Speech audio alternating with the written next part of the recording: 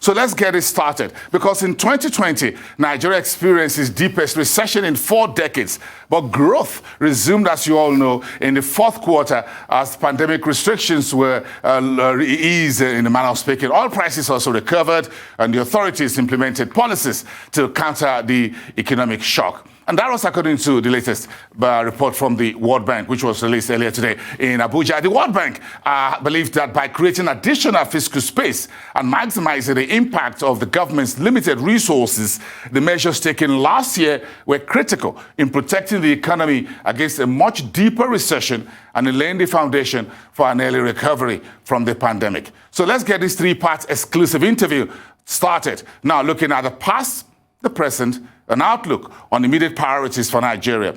Joining me live from our Abuja studios is Shubham Chaudhuri, the World Bank Country Director for Nigeria, and Marco Hernandez, the lead economist for the World Bank in Nigeria. Gentlemen, it's a great pleasure having you on our Rice Exchange tonight. Let's get a conversation started. Shubham, let me start with you. What was the overall message of the latest Nigeria Development Report update? Good evening, Boson. Thank you for having us. Good to see you again. Say that the main message is really a reiteration of what we said back in December, which is that Nigeria is at a critical juncture. In fact, a critical juncture in its 6-decade history. And at this point, the government, the business, political, other elites really, and the Nigerian people need to reach a consensus about the way forward. The COVID crisis was like a wake-up call, and that, as a result of that, the government pushed through a number of really bold reforms. Our main message now, 6 months later, is that the momentum on those reforms needs to be sustained. They remain as urgent, in some ways even more urgent, because of some things that have happened, such as the rising prices, the high levels of inflation, and the high levels of insecurity in the country. So for Nigeria to realize its potential, to have the economic opportunities for all its young Nigerians coming of working age, I think that momentum of the reforms that the government started in 2020 needs to continue. I would say that's our main message. Yeah, thank you very much. That sounds very optimistic. But the title of this report, Shubham, very quickly, is about resilience through recovery. Define that for me, those 2 key words, resilience through recovery. How did you arrive at that title? So the resilient part is that, the global economy, while it seems to be on an upward trajectory, there will continue to be fluctuations and shocks and disruptions. Locally, we don't quite know yet what will happen with the COVID pandemic. We hope that things will get much better. So the economy needs to be resilient to withstand those shocks.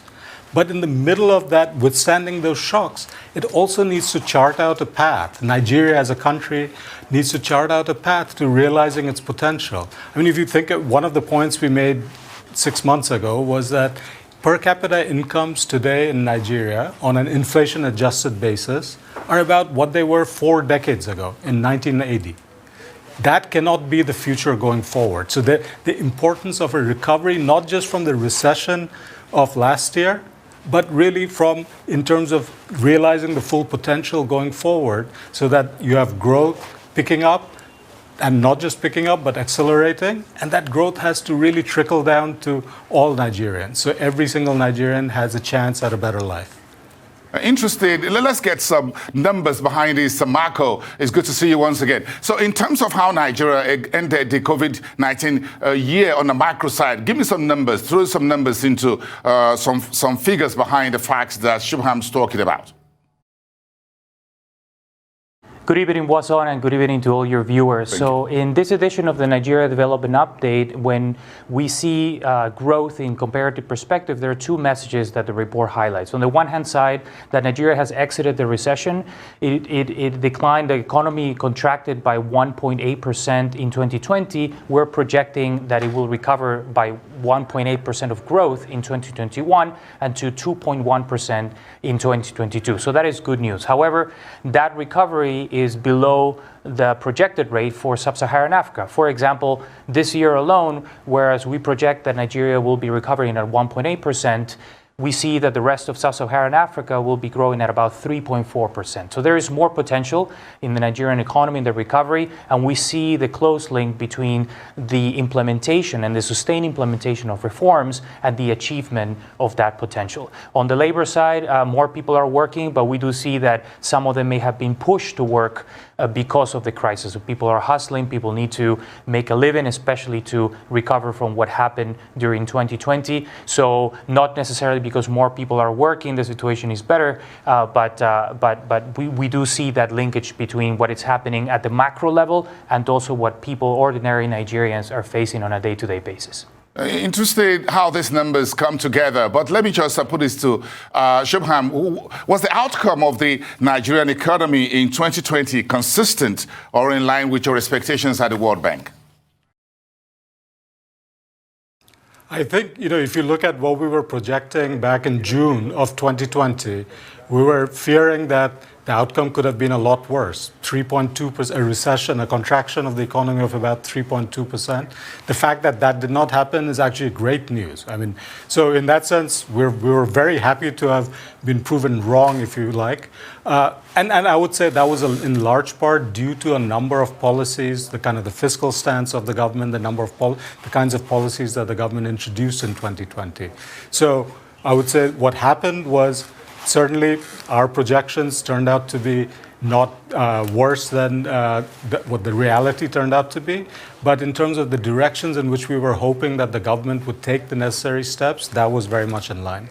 But again, Shubham, when you look at the 7 million Nigerians fell below the poverty line due to inflation, security problems has affected food production.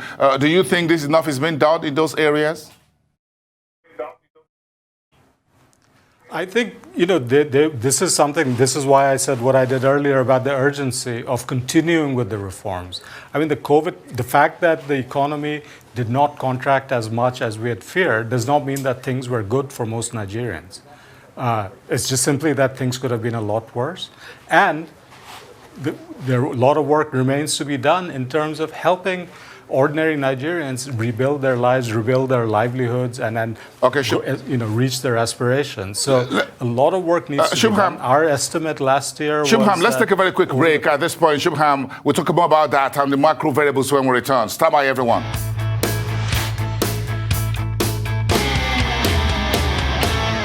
Okay, so let's take some deep dive into the macro variables into the latest World Bank Development Update report on Nigeria. My guest, Shubham Chowdhury, who is the country director for Nigeria, and the lead economist, Marco Hernandez. Marco, thank you very much, gentlemen. Let's give me some key macro variables that you went into this particular report for this current year, 2021. We're right now in the middle of the year.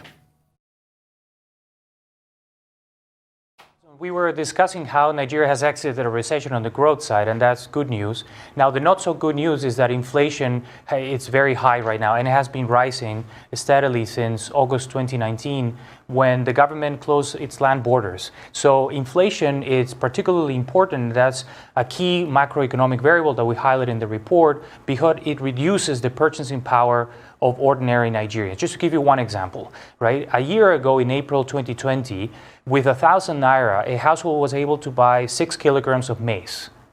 Today, they can only buy 4 kilograms of maize. So that is a very real statement, and it has been translating into all the economy, and of course, it's something that we care about a lot. Now, just to highlight those linkages, Shubham already mentioned how inflation is resulting into higher poverty, and what we wanted also to highlight in the report are other indicators that are non-monetary. So let me give you one example, and that's food insecurity.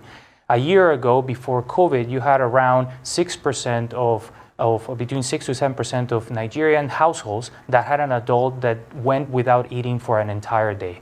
That's a very significant number. However, today, that number has reached to over 18%. So 18% of households where you have an adult that went without eating for an entire day. And I think that highlights the importance of understanding that all macroeconomic indicators do have also a particular linkage about on the micro side on what people face on a day-to-day basis.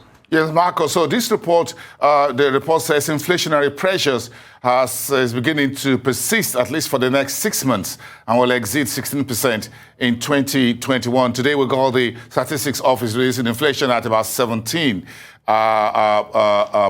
north of 17%. So you think inflation is going to remain highly elevated until the end of the year, 2021?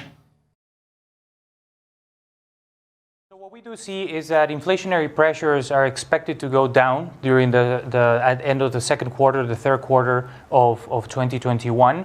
That's good. However, with inflation at above 15% or even 10%, it is still outside of the target that the government wants to have. And of course, the higher the level of inflation, the faster that purchasing power is eroded. So what we highlight in the report is the importance of implemented a series of linked policies on the trade side, on the monetary side, on the fiscal side, also to address not only the factors that are increasing the supply of food, which do include measures or things that have happened for some time now, like insecurity, but also to make sure that the price of food is cheaper for people. And you know, the issue of trade is an important one to highlight, because we do see a very clear indication that the closure of land borders and other trade restrictions have had a negative effect when it comes to the price of food. There are a few optimistic sound bites in this report. Shubham, the country director, give me your list of fiscal considerations for Nigeria on this very slippery road to stronger recovery. For example, the report says current account deficit for Nigeria will narrow to about 5% of GDP. How do you think Nigeria will be able to achieve this, looking at the entire macroeconomic environment right now? So let me begin with, on the fiscal side, I think the priorities are clear and the government is fully aware of this. Number one priority is mobilizing revenues. This is the Strategic Revenue Growth Initiative. Nigeria has about the lowest revenue to GDP ratio of any country in the world. It's about 8% in a good year. It was much lower last year. So, and without the revenues, the government does not have the fiscal resources to truly invest in people, in the human capital, in the critical infrastructure, and in security, the basic law and order functions. So I would say priority number one is mobilizing revenues, and doing so in a way that is seen to be fair and as acceptable to ordinary Nigerians. Priority number two on the fiscal side is to redirect expenditures from expenditures that only benefit a few to expenditures that will benefit the many, and in particular the poor, who are about half of the population. Now, what's the number one priority for redirecting expenditures? PMS subsidies. PMS subsidies are about 100 billion naira a month right now, given the price of oil. And if the price of oil continues to go up, PMS, the 100 billion naira will also grow. And this is 100 billion naira that could be coming into the Federation account and then be redirected towards, name your favorite cause. Could be primary health care, could be basic education, could be a rural road. But that's not coming in right now. And these subsidies are benefiting largely a small segment of the population at the top. And so these are the kinds of fiscal choices, and electricity tariffs would be another one. The cost of having electricity tariffs remain below what it costs to provide the power.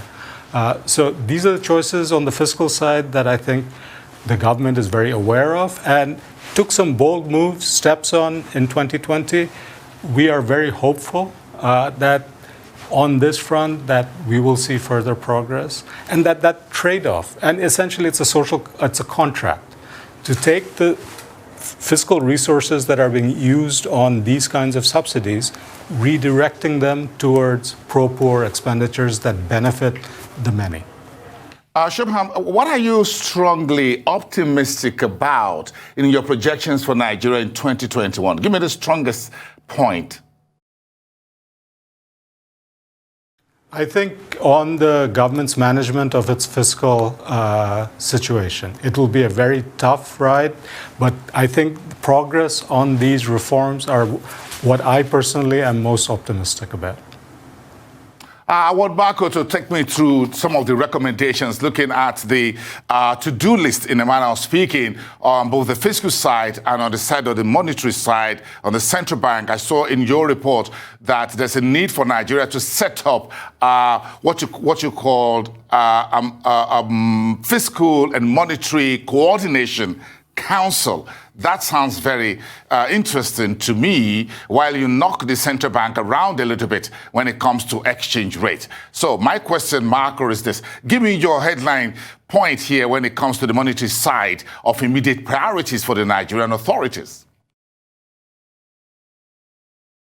So we believe that the immediate priority is to reduce inflation and to do so in a way that it promotes economic growth going forward so that the recovery continues at the same time that we protect the poor. There are millions of Nigerians right now that are living in poverty or very close to the poverty line, and they're being heavily affected by what's happening on inflation. So that is the immediate priority. What we highlight in the Nigeria Development Update is a series of 6 areas that, if combined, will not only help to reduce inflation, but doing so in a way that also ensures sustained recovery. And that includes improvements in exchange rate management, improvements in fiscal management, in monetary policy. The trade aspect that I highlighted before is critical. And to do so, those policies in combination with policies that would help to ensure the protection of the poor, for example, through conditional cash transfer programs that are targeted and that are well defined, and also specifically targeted support to micro and small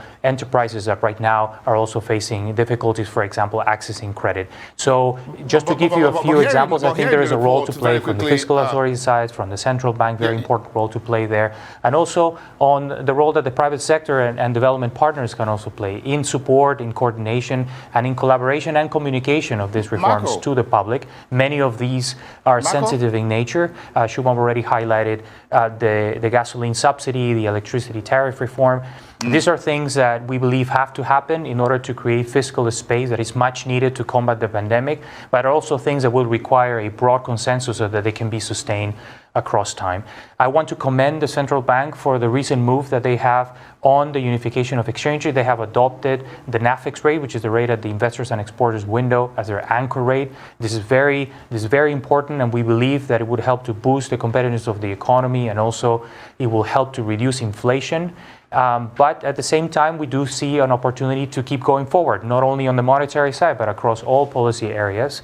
So, for example, Marco, just a quick one, Michael, stand by, everyone. Let's hear the final part of this interview when we return with Outlook and those immediate priorities once again. Thank you.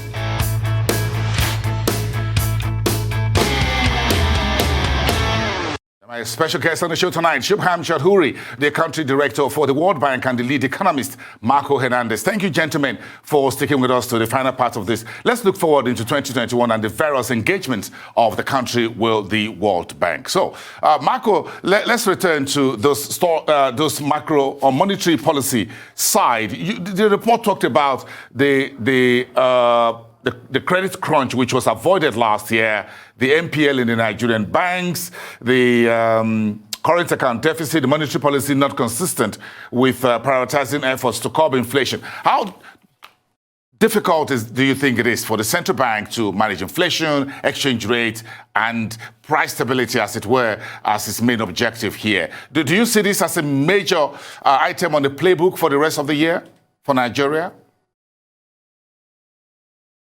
So first of all, I want to commend the authorities both on the monetary side and on the fiscal side for undertaking very bold reforms, often in the face of vocal opposition. And that includes, for instance, what the central bank has recently done on adopting the NAFEX rate, the rate at the investors and exporters window, as the anchor rate. And we believe that that would help to boost investor confidence, to boost the competitiveness of the economy. And if combined with also further measures to add more flexibility on the rate, I think that will set the foundations for a very strong recovery. In coordination with everything that the fiscal authorities are doing, both on mobilizing domestic revenues, on rationalizing expenditures at a time when much needed resources are needed to combat the pandemic, that coordination will be critical. We do highlight in the report the possibility or the option of establishing a more systematic coordination mechanism between fiscal and monetary policy. That is being done in a range of countries around the world with good success. And it is in that coordination that where the communication is critically important. Because going forward, choices will be difficult. We are in a situation that is unprecedented across the world, and it will require the support from all members of society. And that's why we believe that communication is essential for anything that the government does. Okay, Shubham, your report stated that the 2020 virus pandemic will have lasting effects on poor and vulnerable Nigerian households. At what point do you think Nigeria can begin to lift some people out of the current poverty cycle? You know, Boson, both a simple and a complicated answer to that question is as soon as Nigeria chooses to. It really is Nigeria's choice. The potential is there. The resources can be directed towards that effort. Ultimately, it will be private firms that create the jobs by investing, and it's government that invests in the people.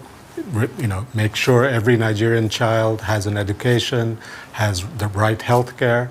So these are the things that lead to sustained poverty reduction. This is what the global experience suggests. And you know, it's in many ways, these are simple things in terms of what needs to be done. What's often complicated is generating the consensus around that and actually implementing it. So I think we see in Nigeria absolutely has the potential to lift 100 million Nigerians out of poverty within, you know, by 2030, as His Excellency President Buhari said. But, you know, that choice, that decision to start acting right now needs to be Nigeria's choice. It is Nigeria's choice. Yes, it is Nigeria's choice. But the World Bank in Nigeria is having current engagements with the Nigerian authorities for a new program of about a 5-year period. Does this latest report fit into that current engagement, development engagement you're having with the Nigerian authorities? Bring us up to speed. Yes. There are certainly, if you look at the last section where we spotlight two of the critical areas for Nigeria, power sector reforms as well as domestic revenue mobilization. These are areas where we're deeply engaged with government partners, both at the federal and at the subnational level.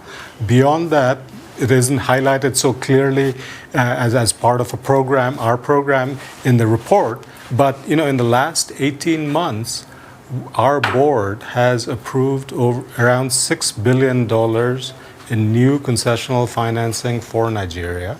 Now, for us to be actively able to start disbursing that, we're still waiting for approval by the National Assembly of the borrowing plan, etc. But what are these programs in support of? Things like water and sanitation, primary health care, keeping adolescent girls in school, the Nigeria Cares program, which is being implemented by the states to help households, firms recover from the COVID crisis.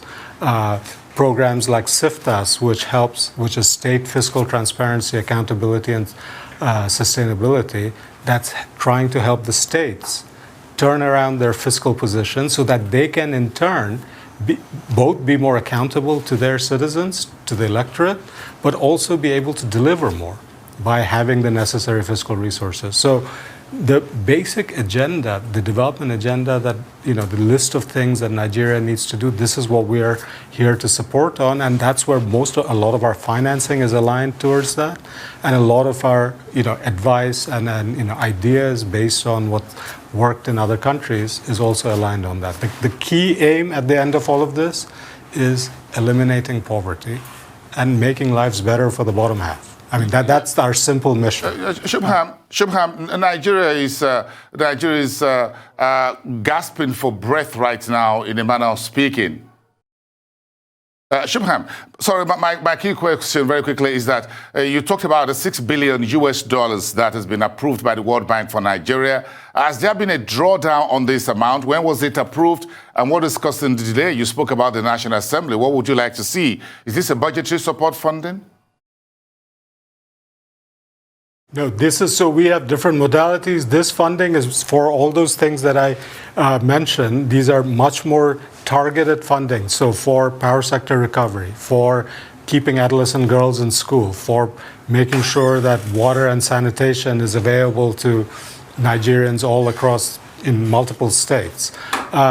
this funding is there. It's been approved by our board for us, and the plans in terms of how these would be spent by the government agencies that are implementing, that's already what we're waiting for at the moment. And I believe a lot of this is in the National Assembly right now for approval by the National Assembly that this is, even though it's concessional, it is borrowing by Nigeria from an external source, which happens to be the World Bank, that this borrowing makes sense in terms of Nigeria's overall development priorities. As soon as that approval comes, and it has come for a couple of the operations, we're ready to hit the ground running. What type of funding here, Marco, on the World Bank side, do you think will help Nigeria lift its exchange rate problems or very tight liquidity on the FX side right now? So the central bank is the authority that will call all the shots when it comes to exchange rate management and exchange rate policy. What we do from the World Bank side is to support the policies that we believe will help to lift 100 million people out of poverty over the next 10 years. That's our core mandate. That's all the policies and all the programs that Shubham just highlighted. We have been supporting Nigeria for years, and we very much would like to continue to do so. And we are there on the ground and helping to bring international experience. But on that front, I think that it's really about Nigeria's choice. It's about the choice that all citizens will need to take forward, to push and to sustain. Because right now, to achieve Nigeria's potential, it's not just up to one government. This would require sustained action for subsequent governments. So it's important that the citizenship also takes that in their own role, so that they can monitor programs and they can also suggest improvements going forward. And as well, the private sector has a big role to play in that regard too. On a final note, Shubham, let's go back to what can be considered right now as the headline issue for Nigeria, which is insecurity. And this is what we started the program with MTN issuing a statement about the service disruption in Nigeria. This is the first company to acknowledge a possible disruption to its service due to insecurity in Nigeria. And the MTN says, well, because of rising insecurity in different parts of the country, service delivery may be delayed. Technical support team may not be able to get to sites and achieve optimum turnaround in fault management as quickly as possible.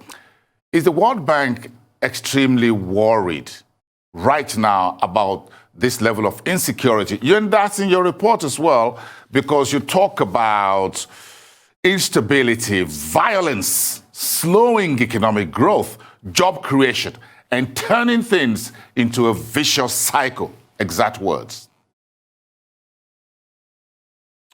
Yeah, and the example you gave is exactly the sort of vicious cycle that can kick in, where the lack of economic opportunities contributes to increased criminality and insecurity, because people will try to find a way of getting by however they can. And if criminality offers an option, that's the way they will go. And then that in turn makes it more difficult for businesses and firms to operate. And that then weighs on the economic growth potential of the country. So that's the vicious cycle that is starting to materialize, take shape in Nigeria, but it can be broken. And it can be broken with the right policies that free up the space for private investments. Obviously, it also needs action on the security front. And that obviously has to be the first priority. But with it, for that to be sustained, you need progress on the economic reforms so that the jobs are there, the economic opportunities are there. Let me try and break it down for the last 1 minute, Shubham. In other words, you believe Nigeria's insecurity goes all the way down to social macroeconomic issue or problems? Yes, it is not the only cause, and then in different geopolitical zones, there may be other more local factors, obviously, but the lack of economic opportunity is one of the key elements driving the increased insecurity.